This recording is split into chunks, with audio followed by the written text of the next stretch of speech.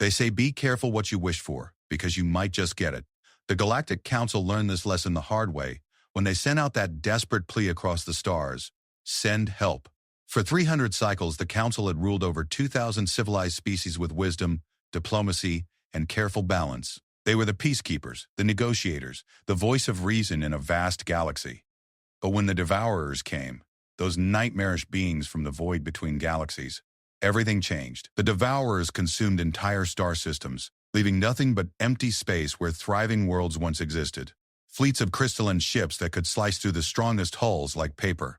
Creatures that fed on the very essence of life itself.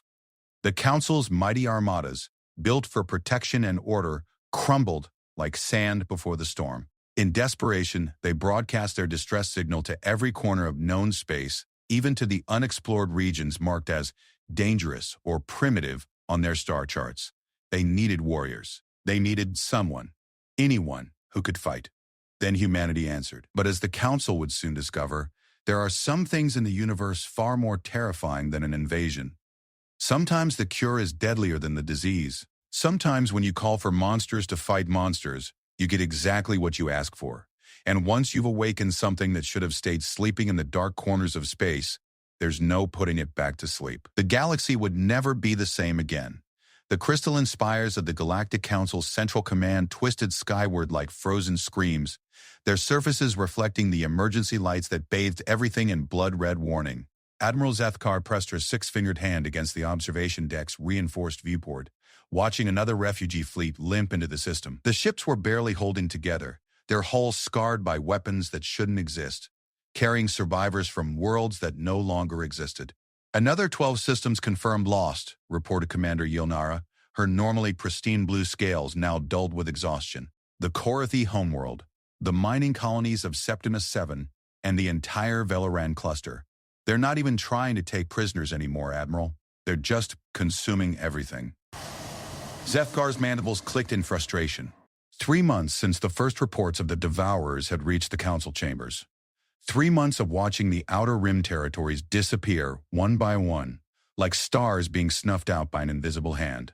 The most advanced military minds in the galaxy had thrown everything they had at these creatures, and it hadn't even slowed them down. She turned from the viewport to face the holographic display that dominated the command center. The galaxy map showed the advancing darkness like a spreading infection. Red zones marked lost systems, yellow zones showed evacuation efforts, and the green zones representing safe territory grew smaller each day. At the current rate of expansion, the Devourers would reach the core worlds within 6 months. Status report on our defensive fleets? Zethkar asked, though she already knew the answer wouldn't be good. The third fleet is down to 40% operational capacity after the engagement at Helios Prime, Yilnara replied, consulting her datapad with trembling claws. The seventh fleet is gone, Admiral. We lost contact 3 hours ago. Long-range sensors showed debris where they made their stand at the Altair Gateway. The words hit Zethkar like physical blows. The seventh fleet had been commanded by her mentor, Admiral Vossislan, a tactical genius who had never lost a major engagement in 40 years of service. If even he couldn't stop them, what about the Weapon Research Division? Any progress on countermeasures? Dr. Kelmar's team believes the Devourers operate on principles we don't understand. Their ships seem to phase partially out of normal spacetime during combat, making our energy weapons largely ineffective. Kinetic weapons have some impact, but their regeneration capabilities are, Yilnara paused, searching for the right words. They can rebuild damaged sections faster than we can destroy them. Zethkar walked to the Central Command console, where dozens of Council species were represented by their finest military minds. The Korathi with their natural tactical brilliance, the Zeridian computational matrices, the Altoran quantum strategists. All of them looked as defeated as she felt. High Counselor, she said, activating the communication link to the Council chambers. I need authorization to activate Protocol 7. The response came immediately, Chancellor Vexthira's ancient voice carrying the weight of centuries. Admiral, surely you're not suggesting we implement the primitive species contact protocol. The guidelines clearly state that underdeveloped civilizations are to remain quarantined until they achieve. With respect, Chancellor, the guidelines were written for peacetime. Zethkar interrupted. We're facing extinction. Every hour we debate protocol, another million beings die. The communication link crackled with multiple voices as the full council erupted in argument. Representatives from dozens of species spoke at once, their translated voices creating a cacophony of fear and desperation. Through it all, Zethkar could make out fragments of the debate. Dangerous precedent, contamination of primitive cultures. No guarantee they would even respond. Better to die with honor than... The argument continued for precious minutes while alerts continued to flash across the command displays. Another probe ship had gone silent. Another distress signal cut off mid-transmission. The Devourers didn't pause their advance for political debates. Finally, Chancellor Vexthera's voice cut through the chaos. Admiral Zethkar, the Council has reached a decision. You are authorized to broadcast a general distress signal to all sectors, including the quarantine zones. May the ancestors forgive us for what we're about to unleash. The connection terminated, leaving the command center in silence, except for the constant hum of machinery and the soft beeping of incoming casualty reports. Zethkar looked around at her staff, seeing her own fears reflected in their eyes. They were about to break one of the most fundamental laws of galactic civilization. Commander Yilnara, prepare the emergency broadcast array. Full spectrum, maximum range. Include our language matrix protocols, so any species with basic technology can decode the message. Yes, Admiral. What should the message contain? Zethkar considered her words carefully. This transmission would reach hundreds of species that the Council had deemed too primitive or dangerous for contact. Some might ignore it entirely. Others might see it as an opportunity for conquest rather than assistance. But desperate times called for desperate measures. Keep it simple, she said finally. Universal distress codes first, then a basic explanation. We are under attack by an unknown enemy. Our defenses are failing. We need immediate military assistance. Any species capable of interstellar travel and combat operations, please respond with your capabilities and requirements. As Yilnara worked to prepare the transmission, Zethkar returned to the viewport. Somewhere out there in the dark spaces between stars, civilizations existed that the Council had chosen to ignore. Some were probably peaceful farmers or traders who would be of no help in a war. Others might be warriors who would demand too high a price for their aid. But hidden in those unexplored regions might be something else entirely. Something that could match the Devourers' fury with fury of their own. The transmission array powered up with a deep harmonic resonance that vibrated through the station's superstructure. Across the galaxy, automated relay stations would boost the signal, sending it racing through hyperspace to reach the farthest corners of known space and beyond. Message transmitted, Admiral, Yilnara reported. Estimated time for maximum dispersion, 6 standard hours. Now we wait, Zethkar murmured, though she knew waiting was a luxury they couldn't afford. Even if someone responded immediately, it would take days or weeks for any help to arrive. The question was whether they would have days or weeks left. The first responses began arriving within hours, though few offered hope. The Meridian Empire declined to assist, claiming their forces were needed for internal security. The Free Traders Association offered to evacuate key personnel for an enormous fee, but had no military ships to spare. Several minor species sent sympathy, but admitted they had nothing more than system defense forces. It was 3 days before anything promising arrived. Commander Yilnara rushed to Zethkar's quarters with a datapad, her excitement barely contained. Admiral, we've received a response from Grid Reference 7, Alpha, 9 in the quarantine zones. The transmission is unusual. Zethkar took the pad and read the decoded message. The language was primitive, full of grammatical errors and crude idioms, but the content made her scales tingle with something she hadn't felt in weeks. Hope. Message received and understood. We have ships. We have weapons. We fight good. What you pay, where you want help. Send coordinates fast. War is coming. The transmission was signed with a simple designation, Human Fleet Command, Terra System. What do we know about this species? Zethkar asked. Very little, Admiral. The system was marked for future observation about 50 cycles ago, but the preliminary reports were concerning. The species was classified as extremely aggressive and technologically unpredictable. The recommendation was to maintain quarantine until they either destroyed themselves or achieved a more stable civilization. Zethkar stared at the message again. The humans were offering to fight without even knowing who they would be fighting against or what the stakes were. That level of eagerness for combat was either the mark of fools or the mark of natural warriors. Given their current situation, she was willing to bet on warriors. Send coordinates for our forward staging area at the Centauri Junction, she ordered. Include tactical data on the Devourers and our current force deployments. And Commander, Prepare our first contact protocols. Something tells me we're going to need them. As Yulnara hurried away to prepare the response, Zethkar found herself staring out at the stars once more. He had just invited an unknown species into the heart of galactic civilization, a species so violent that the Council had quarantined them for their own safety and everyone else's. But as another alarm chimed to announce the loss of yet another system to the Devourers, she reflected that sometimes you needed monsters to fight monsters. The question was which monsters would prove more dangerous in the end. She was about to find out. The arrival of the human fleet at Centauri Junction defied every expectation Admiral Zethkar had formed during her centuries of military service. She stood in the observation gallery of the Galactic Council's flagship, watching sensor readings that made no sense and visual displays that challenged her understanding of physics. "Admiral," reported Lieutenant Kassarian from the sensor station, his voice tight with confusion.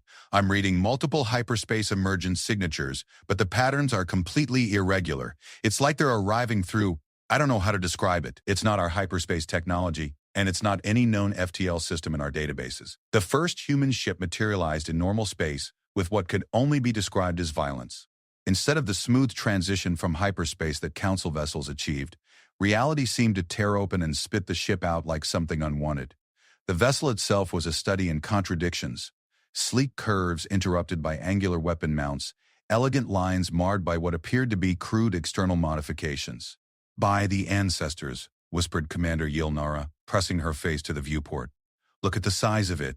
The human vessel was massive, easily twice the length of the Council's largest dreadnoughts, but it wasn't the size that made Zethkar's mandibles click with unease. It was the scars. The ship's hull bore the marks of countless battles. Plasma burns, projectile impacts, entire sections that had been replaced with mismatched armor plating. This wasn't a fleet ship built in a peaceful shipyard. This was a weapon forged in war. More ships began arriving, each one different from the last. Some were elegant predators that moved through space with fluid grace. Others were flying fortresses bristling with so many weapon systems that Zethkar wondered how they maintained structural integrity. A few appeared to be civilian vessels that had been hastily converted for war, sporting improvised armor and weapons mounted in configurations that should have been impossible. "Incoming transmission," announced the communications officer. "Audio and visual requesting standard first contact protocols." "Put them through," Zethkar ordered, straightening her dress uniform. Whatever these humans were, they deserved the dignity of proper diplomatic reception. The holographic display flickered to life, revealing a creature that was somehow both alien and eerily familiar. The human appeared to be male, though Zethkar was still learning their biological distinctions. His skin was darker than the preliminary reports had suggested, marked with scars that spoke of personal combat experience. Most unsettling were his eyes, small compared to most sentient species, but holding an intensity that made her uncomfortable. "Admiral Zethkar, I presume?" The human's voice was rough, carrying an accent she couldn't identify. "I'm Captain Marcus Chen, commanding officer of the Terran Expeditionary Fleet. We received your distress call. You mentioned something about needing help with an invasion." The casual tone caught Zethkar off guard. This was first contact between two galactic civilizations, a moment that should have been marked with ceremony and careful protocol. Instead, the humans spoke as if they were old comrades meeting for drinks. "Captain Chen, on behalf of the Galactic Council, I welcome you to—" "Admiral?" Chen interrupted with a slight smile that somehow made him look more dangerous. "With respect, we can skip the pleasantries. Your message said you're losing this war badly and need help immediately. My ships are loaded for combat, my crews are ready to fight, and every minute we spend on diplomatic niceties is another minute your enemy gets to kill more of your people." The directness was both refreshing and alarming. "Very well, Captain. We are facing an enemy we call the Devourers. They appear to originate from the void between galaxies and possess technology that our scientists cannot fully understand or counter. They have consumed 17 star systems in the past 4 months." Chen's expression hardened. "Consumed? You mean they're taking resources?" "No," Zethkar said quietly. "I mean consumed. They absorb the life force from every living being, harvest the mass from every planet, and leave behind empty space. No survivors. No ruins. Nothing." She watched Chen's face carefully, expecting to see fear, or at least concern. Instead, she saw something that chilled her to her core. Anticipation. "How many ships do they typically operate in?" Chen asked. "Their fleets range from 50 to 300 vessels depending on the target. Our intelligence suggests they have multiple invasion forces operating simultaneously across the galaxy. What about their ground forces? Ground forces? Zethkar was confused. Captain, they don't invade planets. They consume them from orbit. Chen's smile disappeared entirely. They don't take prisoners, don't occupy territory, don't try to negotiate or demand surrender. Nothing of the kind. They arrive, they destroy, they consume, they move on. The human captain was quiet for several long moments, his small eyes growing distant. When he spoke again, his voice carried a cold edge that made the temperature in the room seem to drop. Admiral, you've just described what we call a target-rich environment. How soon can you get me tactical data on their fleet compositions and recent engagement records? Over the next hour, Zethkar found herself in the strangest briefing of her military career. The humans didn't ask about diplomatic solutions or peaceful alternatives. They didn't inquire about rules of engagement or attempt to establish communications protocols with the enemy. Instead, they focused exclusively on how to kill devourers as efficiently as possible.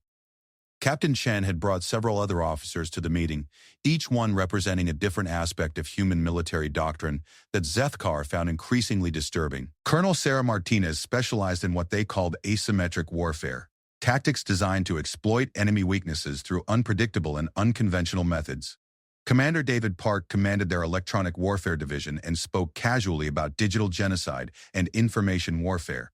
Most unsettling was Dr. Elizabeth Kane, who introduced herself as a xenobiologist, but spent most of the briefing discussing the most effective ways to neutralize unknown alien biology. Your previous engagements show you've been trying to fight them like a conventional fleet, Colonel Martinez observed, studying the tactical displays, ship to ship, formation against formation. That's not going to work against an enemy that can regenerate damage faster than you can inflict it. Then what do you suggest? Zethkar asked. We make them come to us on our terms, Chen replied. Set up a trap that exploits their apparent inability to resist a feeding opportunity. Use their aggression against them. Commander Park nodded agreement. From what I'm seeing in these sensor logs, their ships interface with some kind of collective consciousness during combat operations. If we can disrupt that connection at the right moment, we might be able to create chaos in their formations. Dr. Kane was studying biological data from recovered devourer tissue samples. These creatures show interesting vulnerabilities to certain electromagnetic frequencies. I think we can develop weapons specifically designed to cause them pain rather than simple destruction.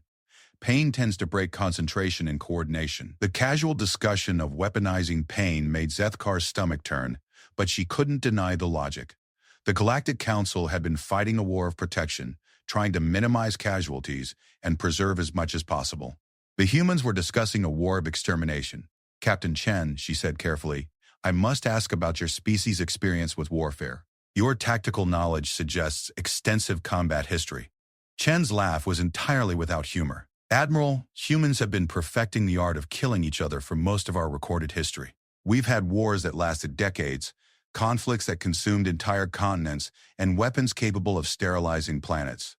The only reason we didn't destroy ourselves before achieving interstellar travel was that we learned to focus our aggression outward instead of inward. Outward? Pirates, raiders, hostile aliens, ancient machine intelligences, interdimensional parasites, spacefaring predators? The galaxy is full of things that want to kill you, Admiral. The only way to survive is to make sure you're better at killing them than they are at killing you. Zethkar stared at the human captain with growing alarm. Are you saying your entire species is militaristic? Not militaristic, Colonel Martinez corrected. Aggressive. There's a difference. Militaristic species build armies to conquer and control. Aggressive species build armies to survive. Humans are very good at survival. The meeting continued for several more hours, during which the humans outlined a battle plan that violated virtually every principle of civilized warfare that Zethkar had ever learned. They intended to use civilian ships as bait, deploy weapons that cause psychological trauma, hack enemy communications to spread false information, and coordinate attacks designed to maximize enemy casualties rather than achieve strategic objectives. It was brutal, efficient, and completely without honor. It was also the first plan she'd heard that might actually work. Captain Chen, she said finally, I need to discuss this with the council leadership. Your tactics are unconventional.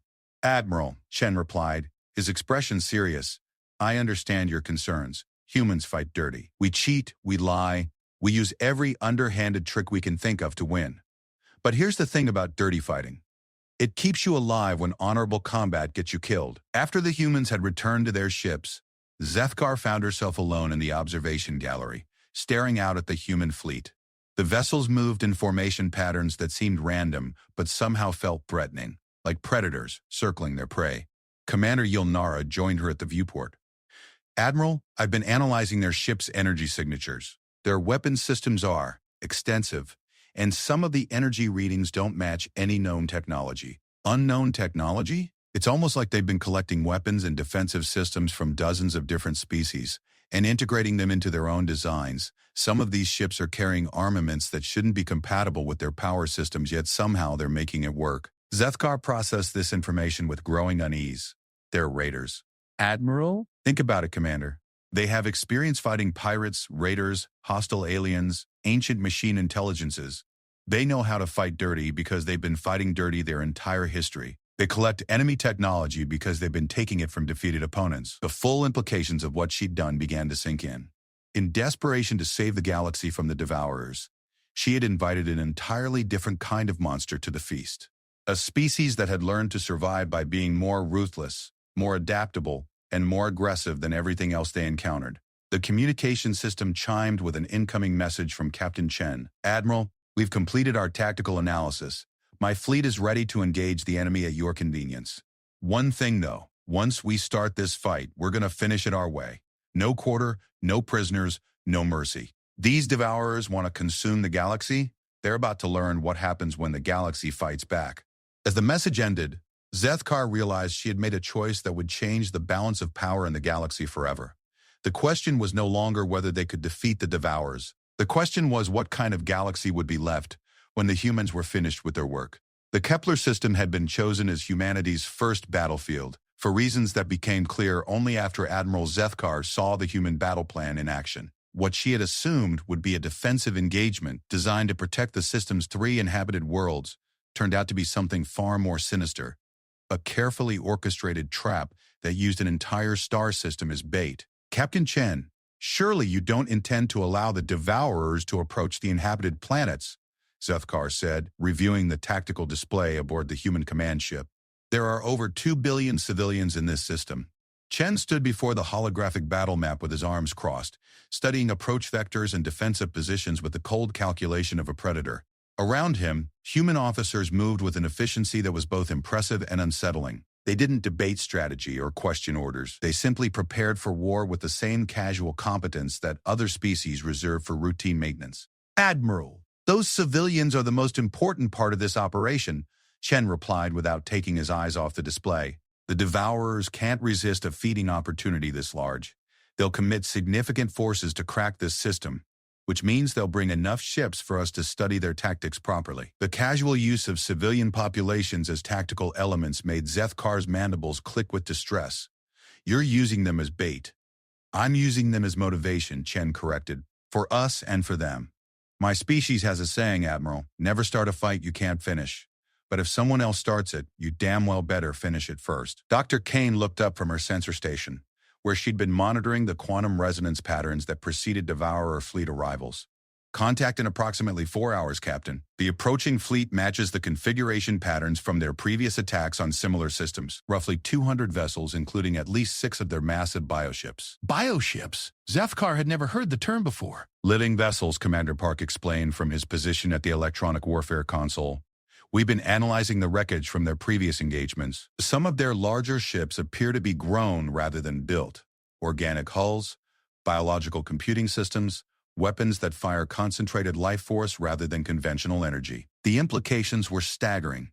The Galactic Council had been fighting machines. The humans were preparing to fight living creatures. "How do you kill something that's already alive?" Zethkar asked. Colonel Martinez turned from the tactical station with an expression that managed to be both professional and predatory. "Very carefully, Admiral, and usually more than once."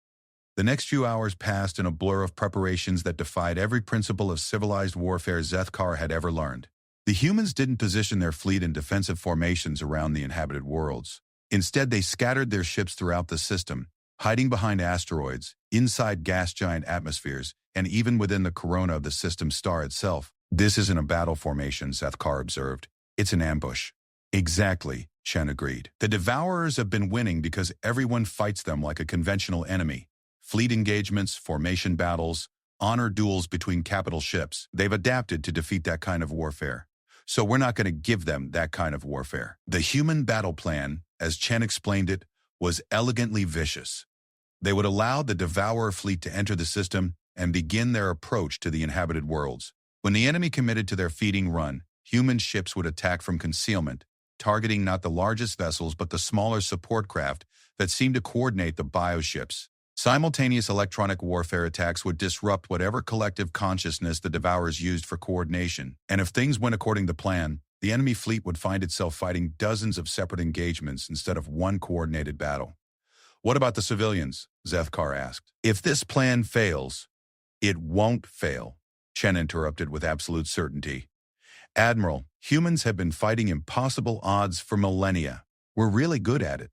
When the Devourers arrived, they came as a wave of living darkness that seemed to devour the light itself. Their bioships pulsed with organic rhythms, while their mechanical escorts moved in patterns that suggested insect swarms rather than military formations. The largest of the bioships was nearly 10 kilometers long, its hull rippling with what appeared to be breathing motions.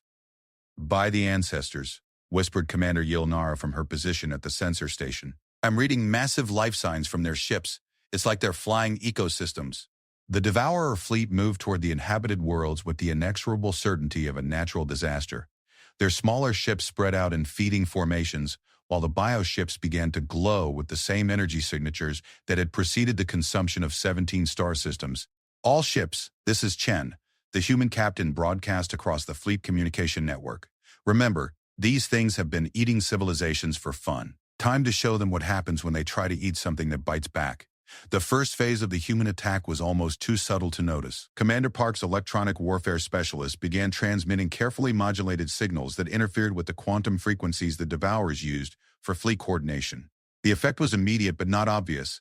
The enemy formation began to drift slightly, individual ships falling out of perfect synchronization. Phase 2, Chen announced. Concealed human vessels opened fire from positions the Devourers couldn't have predicted. Ships hiding in asteroid fields launched devastating kinetic rounds at point-blank range. Vessels concealed in gas giant atmospheres emerged like deep-sea predators, striking at enemy flanks before disappearing back into the churning clouds. The attack from within the star's corona was particularly effective, as human ships equipped with experimental thermal shielding materialized from the stellar fire to deliver concentrated plasma bursts at ranges that should have been impossible. But it was the weapons themselves that truly demonstrated humanity's approach to warfare. The Galactic Council had fought with energy weapons designed for clean, efficient destruction. The humans used ammunition that was designed to cause as much chaos as possible. Kinetic rounds that fragmented into thousands of smaller projectiles upon impact. Energy weapons that overloaded enemy systems instead of simply destroying them. And most disturbing of all, biological weapons specifically tailored to disrupt the life functions of the bioships. Dr. Kane's custom pathogens are showing excellent results, reported Colonel Martinez with scientific detachment. The enemy bioships are experiencing what appears to be severe systemic infections. Their coordination is breaking down. Zethkar watched in fascination and horror as the largest Devourer bioship began to writhe in obvious distress. Its hull, previously smooth and purposeful, now rippled with spasmodic contractions. The creature was dying, and it was dying in agony. Is this necessary? She asked quietly. Chen glanced at her with an expression of mild surprise. Admiral, they were planning to consume 2 billion civilians. Did you expect us to kill them gently? The battle continued for 3 hours, during which the human fleet demonstrated a level of tactical flexibility that bordered on the supernatural. When Devourer forces adapted to one attack pattern, human ships immediately shifted to entirely different tactics. When the enemy attempted to retreat, they found their escape routes blocked by human vessels that had somehow anticipated their movements. Most unsettling of all, the humans seemed to be learning and adapting in real time, studying enemy responses and immediately developing countermeasures. How are they doing this? Zethkar asked Commander Yilnara, who was monitoring the tactical displays. Their coordination is perfect, but they're not using any kind of centralized command structure. I think they're improvising, Admiral, Yilnara replied with obvious confusion.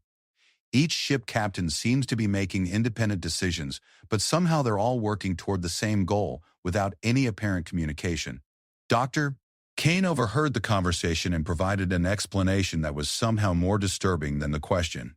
Humans excel at what we call swarm intelligence, Admiral. Individual units operating independently but maintaining overall coordination through shared behavioral patterns. It's the same principle that allows hunting packs to coordinate attacks without verbal communication. The implications were chilling. The humans weren't just fighting as a military force. They were hunting as a pack. By the end of the engagement, the Devourer fleet had been completely destroyed. Not defeated or driven off, destroyed. Every bioship had been killed through carefully targeted biological warfare. Every escort vessel had been reduced to debris through kinetic bombardment. Most significantly, several smaller Devourer ships had been captured intact, their crews alive but restrained for later study. Captain Chen, Zethkar said as the last enemy signals disappeared from the sensors, I must ask about your prisoners. The Galactic Council has strict guidelines regarding the treatment of captured enemies. Chen's response was delivered with the same casual tone he used for discussing tactical deployments. Admiral, these aren't prisoners. They're research subjects. Dr. Kane needs to understand how they function so we can develop more effective ways to kill them. The statement was delivered without malice or anger, which somehow made it more frightening. The humans weren't fighting out of hatred or revenge. They were fighting with the cold efficiency of natural predators eliminating a competing species. What will you do with the information you gather? Zethkar asked. Share it with every human fleet in the galaxy, Colonel Martinez answered. By next week, every ship captain in the Terran Expeditionary Forces will know exactly how to kill Devourers quickly and efficiently. By next month, we'll have developed specialized weapons and tactics specifically designed for hunting them. Dr. Kane looked up from her analysis of captured Devourer biology. Actually, I think we can do better than that. If my preliminary studies are correct, these creatures are all connected through some kind of biological quantum network. If we can map that network, we might be able to develop a weapon that kills all of them simultaneously. All of them? Zethkar's voice was barely a whisper. Every Devourer in the galaxy, Kane confirmed with scientific enthusiasm. Complete species extinction. From a biological perspective, it would be quite elegant. As the human fleet began to disperse for their next engagement, Admiral Zethkar found herself staring at the tactical displays showing the complete annihilation of a Devourer force that had seemed unstoppable just hours before. The humans had won decisively, efficiently, and with a level of calculated brutality that made her question whether she had saved the galaxy or doomed it. Captain Chen approached her position on the bridge, his expression serious but not unkind. Admiral, I know this is difficult for you to watch. Your people fight to protect and preserve. But sometimes the only way to protect what you care about is to completely destroy what threatens it. And what happens when you've destroyed all the threats? Zethkar asked. What do you do with all that capacity for destruction? Chen was quiet for a long moment, looking out at the stars where his fleet was already preparing for the next battle. We find new threats, Admiral. The universe is a dangerous place, and something is always trying to kill you. The trick is making sure you're always the more dangerous thing in the room. As the human command ship prepared to jump to hyperspace, Zethkar realized that Captain Chen was wrong about one thing. The humans weren't just more dangerous than the Devourers. They were more dangerous than anything the galaxy had ever seen. The Galactic Council chambers had never hosted a briefing quite like this one. Admiral Zethkar stood before the assembled representatives of 2,000 civilized species, watching their faces cycle through expressions of amazement, horror, and growing unease as she described the human military campaign against the Devourers. In 6 weeks, she reported, consulting her datapad with hands that still trembled slightly, the human fleet has eliminated Devourer forces from 43 star systems. Their casualty rate is approximately 3%. The enemy casualty rate is 100%. Chancellor Vexthyre leaned forward in her ceremonial chair, her ancient eyes reflecting centuries of diplomatic experience. Admiral, surely you don't mean complete annihilation in every engagement? I mean exactly that, Chancellor. The humans don't retreat, and they don't allow retreats. Every Devourer ship, every bioform, every trace of their presence is systematically eliminated before the human fleet moves to the next target. A ripple of uncomfortable murmurs passed through the chamber. Representative Kolhan of the Altoran hegemony raised his communication staff. What about prisoners for intelligence gathering? Surely they're maintaining some captives for questioning. Zethkar's mandibles clicked involuntarily. The humans have research subjects. Dr. Elizabeth Kane's xenobiology teams are conducting extensive studies on captured Devourer specimens. However, Their methodology differs significantly from our standard prisoner treatment protocols. In what way, asked Representative Yilmorai of the Zeridian Collective. They're dissecting them while they're still alive, Zethkar said quietly. According to Dr. Kane, the creature's biological functions can only be properly studied while they remain active. She claims it's necessary for developing what she calls species-specific termination protocols. The chamber erupted in shocked voices from dozens of species, their translated protests creating a cacophony of moral outrage. Through it all, Zethkar could hear fragments of the debate that was tearing the council apart. Violation of every civilized standard, effective against an extinction-level threat, becoming the very monsters we sought to defeat. Results speak for themselves. Chancellor Vexthira called for order, but the debate continued for nearly an hour. Finally, Representative Zulkar of the Karathi military caste managed to make himself heard above the chaos. Admiral Zethkar, regardless of their methods, the humans are winning. What is their current operational status? Zethkar activated the holographic display that dominated the center of the chamber. The galactic map showed the Devourer advance in reverse. Red zones that had marked consumed systems now appeared yellow as human forces reclaimed them. Green zones representing safe territory were expanding for the first time in months.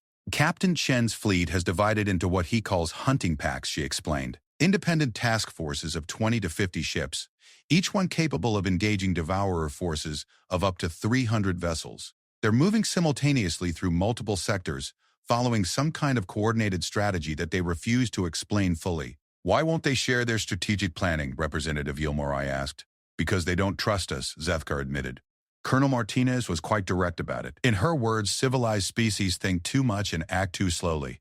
They believe our decision-making processes would compromise their tactical effectiveness. This sparked another round of angry protests, but Chancellor Vexthire raised her hand for silence. Admiral, have you observed their combat operations personally? Yes, Chancellor. I accompanied Captain Chen's flagship during the engagement at the Vega Nebula. What I witnessed, Zethkar paused, searching for words that could convey the experience. The humans don't just fight, Chancellor. They hunt. They study their prey, learn its weaknesses, and then exploit those weaknesses with surgical precision.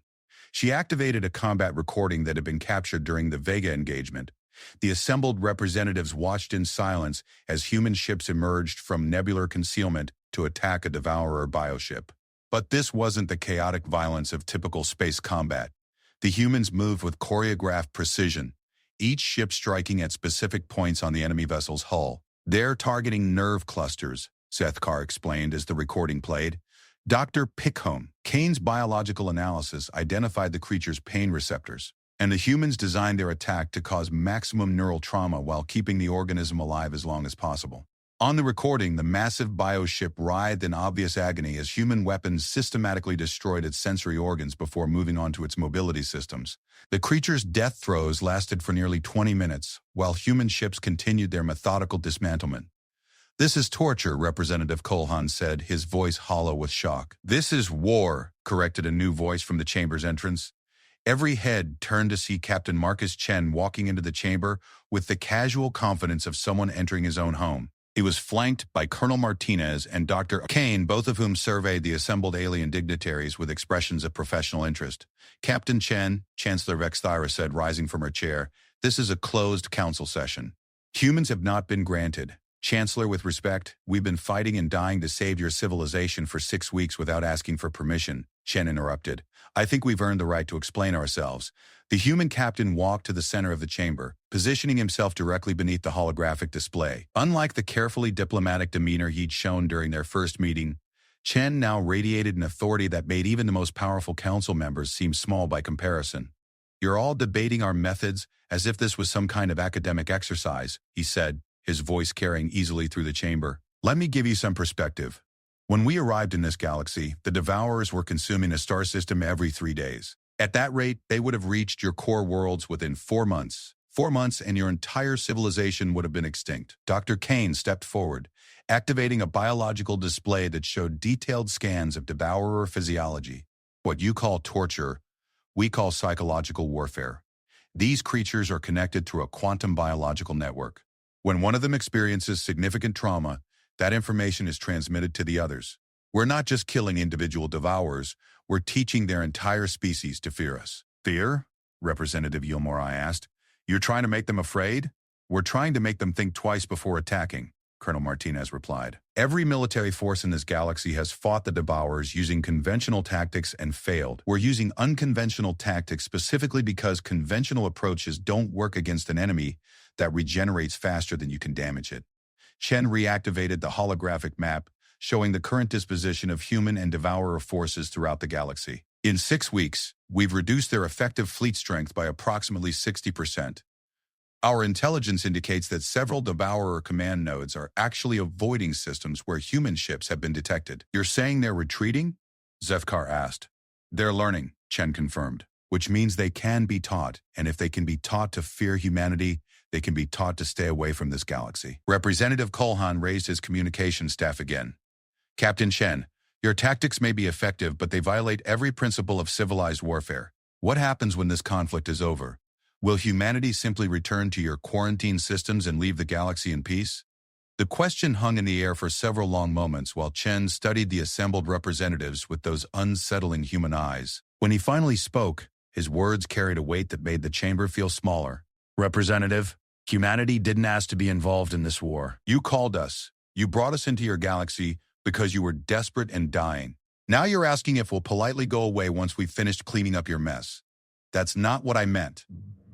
That's exactly what you meant, Chen interrupted. You want us to solve your problems with methods you don't approve of, then disappear so you can go back to pretending the galaxy is a civilized place. But here's the thing about solutions. Once you implement them, you have to live with the consequences. Dr. Kane activated another display. This one showing shipping routes and communication networks throughout human-controlled space. Humanity has been fighting hostile forces in this galaxy for longer than your records indicate. Pirates, raiders, machine intelligences, interdimensional parasites. We've encountered threats you've never even classified. We're not visitors here. We're residents. The implications of her statement rippled through the chamber.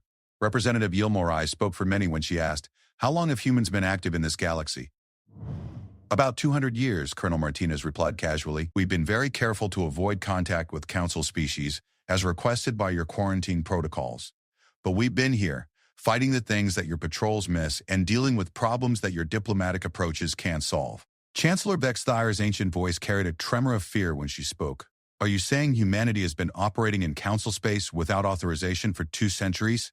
We're saying humanity has been protecting Council interests for 2 centuries, Chen corrected. Every pirate fleet we've eliminated, every hostile alien force we've destroyed, every ancient machine intelligence we've shut down, all of that kept threats away from your member species.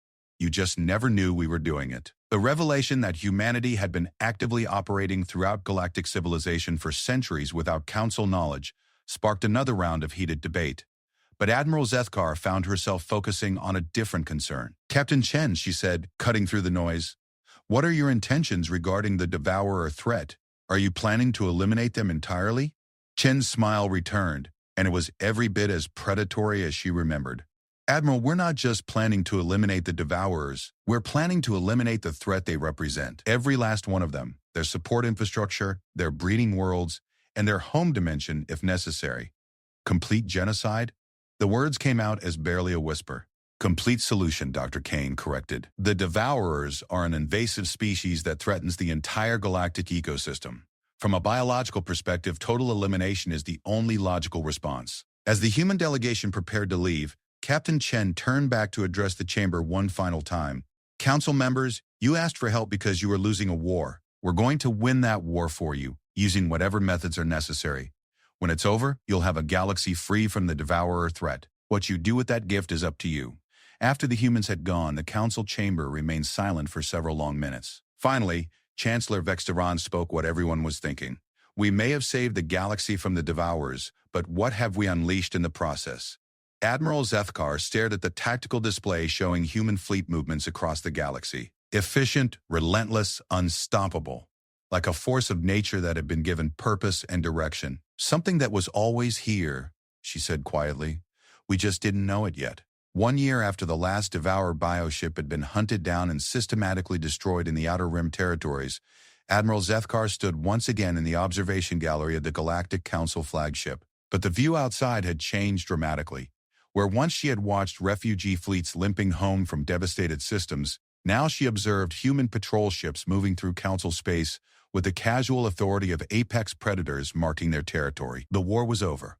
Humanity had won it decisively, efficiently, and with a thoroughness that had shocked even their advocates. But peace, as Admiral Zethkar was learning, could be more unsettling than war. Admiral, Commander Yilnara approached with a datapad, her expression troubled. We've received another request from the Human Diplomatic Corps. They want to establish permanent monitoring stations in 7 additional systems. Zethkar accepted the datapad and reviewed the request with growing unease. The proposed monitoring stations would give humanity sensor coverage of virtually every major shipping route in the inner galaxy. Combined with the defensive installations they had already established at key hyperspace junctions, humans would soon have the ability to track and intercept any vessel moving through Council space. What justification are they providing this time, she asked. Ongoing security concerns, Yilnara replied.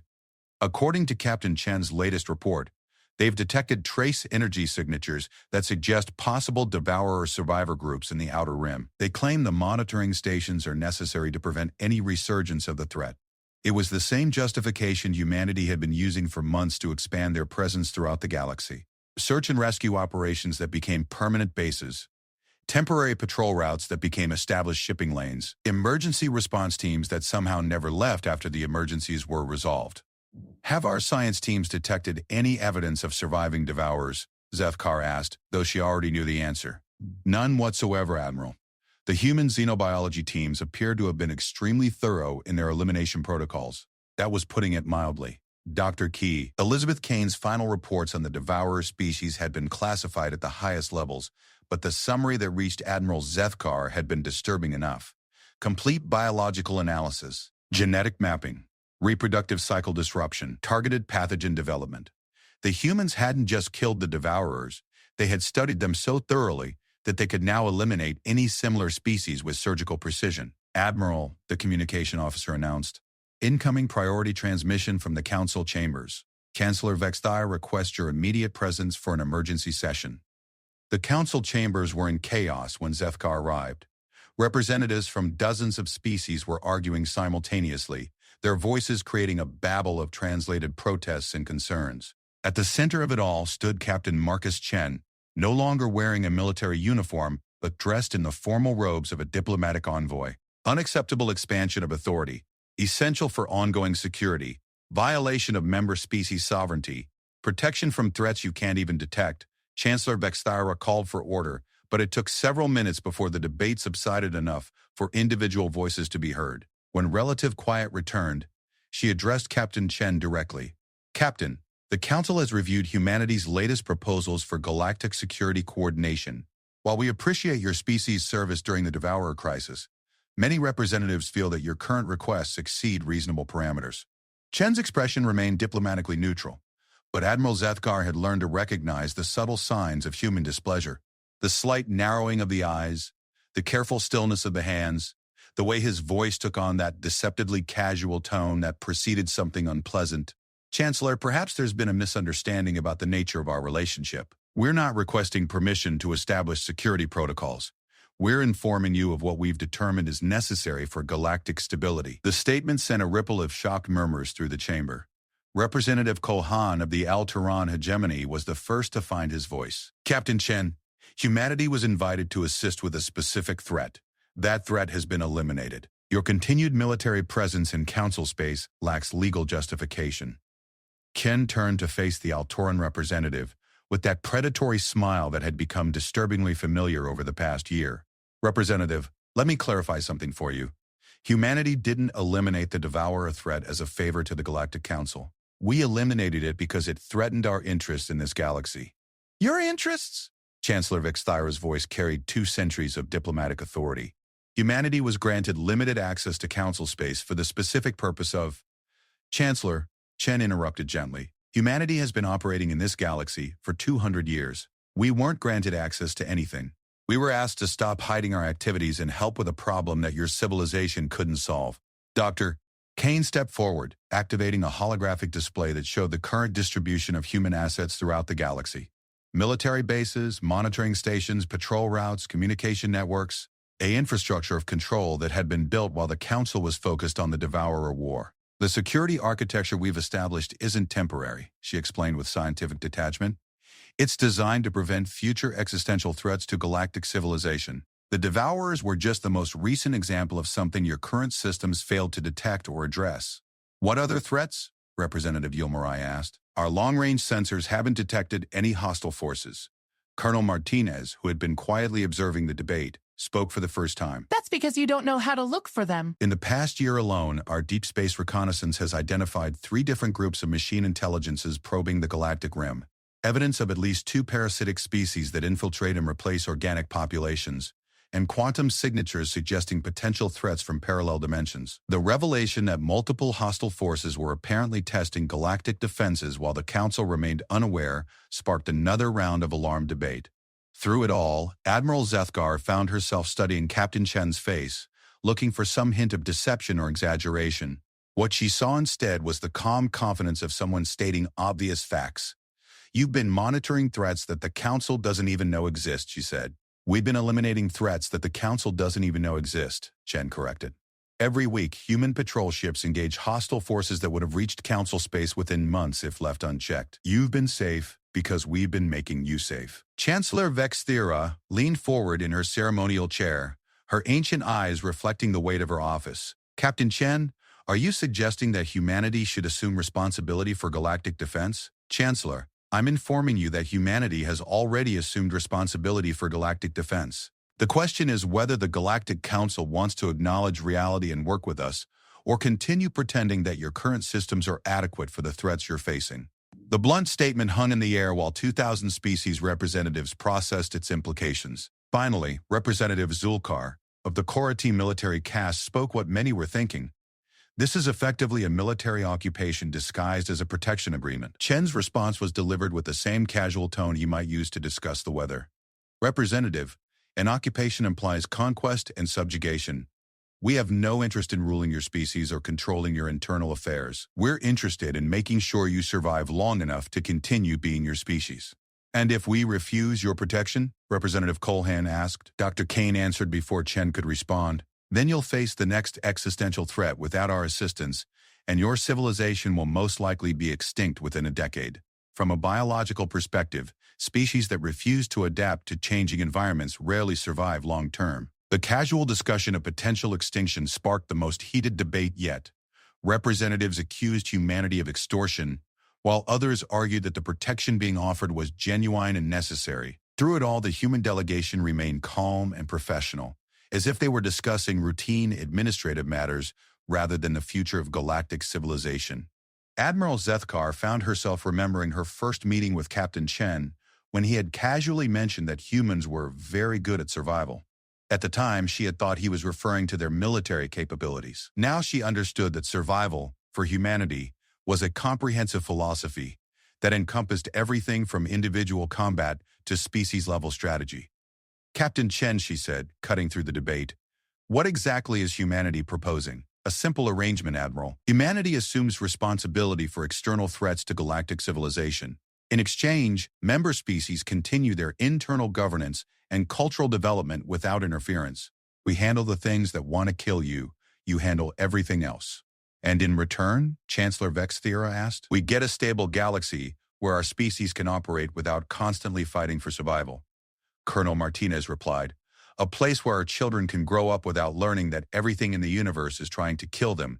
The statement revealed something about humanity that Admiral Zethkar hadn't considered before. They weren't seeking conquest or domination. They were seeking peace. The kind of peace that could only come from eliminating every threat before it became dangerous. This is a fundamental change to the structure of galactic civilization, Representative Yilmarai observed. This is an acknowledgement of how galactic civilization actually works, Chen corrected. For 200 years, humanity has been the immune system that keeps this galaxy healthy. The only difference now is that you're aware of it. The debate continued for hours, but the outcome was never really in doubt. Humanity had the infrastructure, the capability, and the demonstrated will to eliminate existential threats. The Galactic Council had the choice of accepting human protection or facing the next crisis alone. In the end, the vote was closer than Admiral Zethkar had expected, but the result was clear. Humanity would be granted official status as the galaxy's primary defense force, with broad authority to prevent and eliminate external threats. As the council session ended and representatives began to file out, Admiral Zethkar found herself alone with Captain Chen in the chamber. "Captain," she said quietly, "I need to ask you something directly. Are you planning to rule the galaxy?" Chen considered the question for a long moment, his expression serious. "Admiral, ruling requires caring about politics, economics, social structures, cultural development.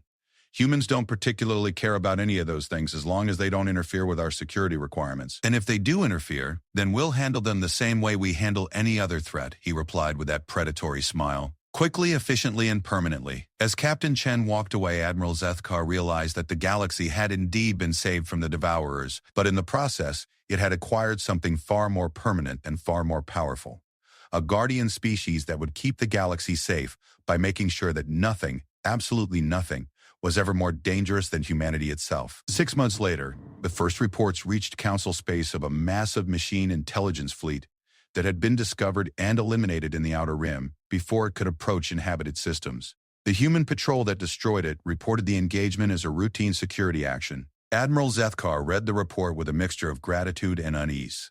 The galaxy was safer than it had ever been. The question that kept her awake at night was whether it was still free.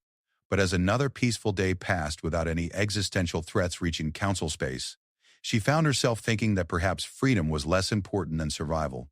After all, you couldn't enjoy liberty if you were extinct.